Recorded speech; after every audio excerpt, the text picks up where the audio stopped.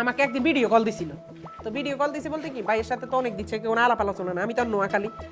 Video call দিয়ে আমার বলে তোর সাথে আজকে একজন পরিচয় করাই দিব, উনি অনেক বড় মাপের নেতা, বুঝো যে তো আমার মানে মোটামুটি লিঙ্ক আপ কেমন, তুই দেখ তোর ভাইয়ের লিঙ্ক আপ। পরে আমার বিপিনুর ভাইয়ের সাথে কথা বলা দিচ্ছে।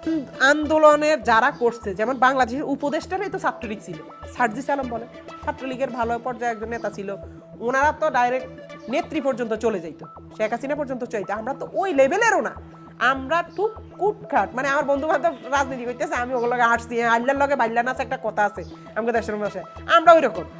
তো এই যে তারপর হাসনাত আব্দুল্লাহ ভাই দেখেন, এরা কিন্তু সবাই একসঙ্গে ছাত্রলীগ করছে, কিন্তু তারা তাদের হিউম্যান বিং, তারা তাদের মানে তারা তাদের মনুষ্যত্ব থেকে আসছে ছাত্র আন্দোলন।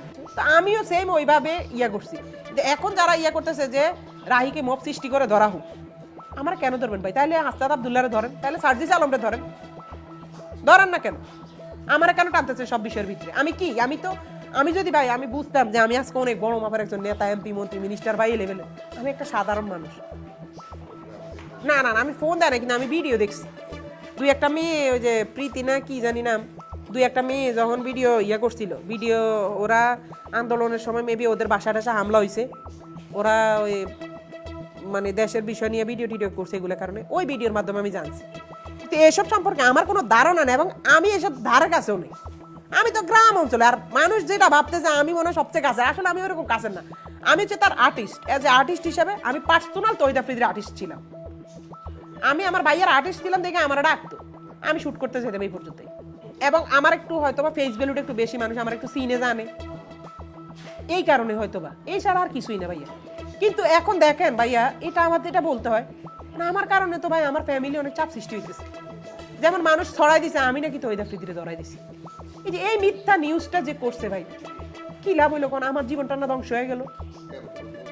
ধ্বংস এই যে ভাই দেখেন, মানুষের কাছে মির্জাপুর হয়ে গেছে, স্বাভাবিক, এটা তো মানুষ বলবে, কিন্তু আমি তো তাকে ধরাই নাই ভাই, আমি এইসব ধারে কাছেও নাই। কিন্তু আমার মানুষ বলতেছে না যে আমি মির্জাপুর হয়ে গেছি, আমার ফ্যামিলি মেম্বার রাস্তা নামতে পারতেছে না, আমার ফ্যামিলি বুলিংয়ে শিকার হইতেছে, আমার বউ বুলিংয়ে শিকার হইতেছে, ভার্সিটিতে যাইতে পারতেছে না, আমি নিজে রাস্তা নামতে পারতেছি না, মানুষ আমার টর্চারের মধ্যে রাখছে, এক একজন এক এক ধরনের কথা বলতেছে, আমি এক ধরনের ট্রমাটাইজের ভিতরে আছে, আমি তো এটা নিতে পারতেছি না।